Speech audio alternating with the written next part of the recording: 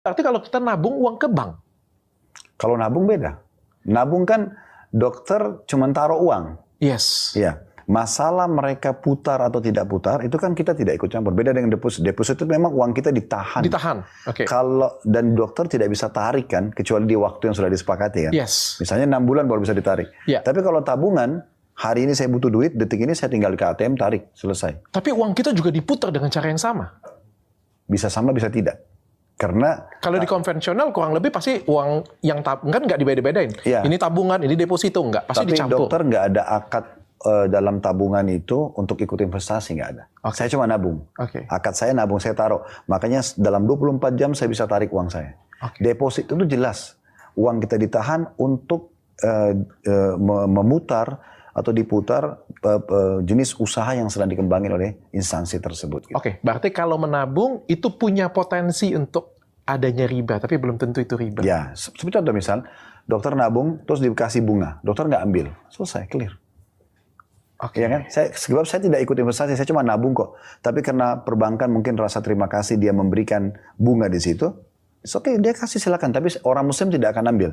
Kalau Muslim ditanya, mereka tidak akan ambil bunga bank itu. Oh, kalau orang Muslim tidak ambil bunga bank itu? Ya, mereka tidak akan ambil. Kalaupun ada mengambilnya, mereka tidak boleh dalam fatwa ulama Muslim, nggak boleh mereka pakai untuk kebutuhan pribadi. Tapi mungkin fasilitas umum, kayak misalnya jembatan.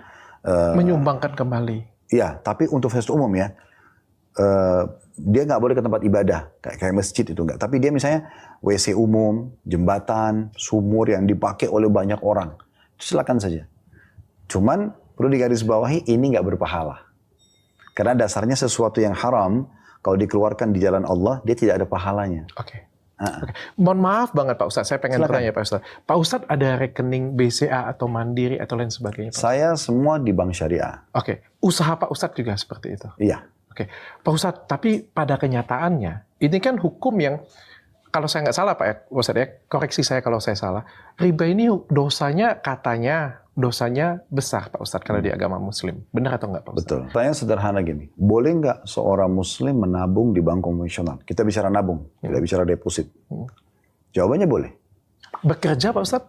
Sebentar, kita satu-satu dulu. Oke.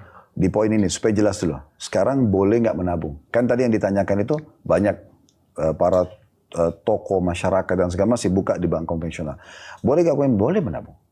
Karena dia menabung, dia cuma titip, dia bisa ambil setiap saat. Oke.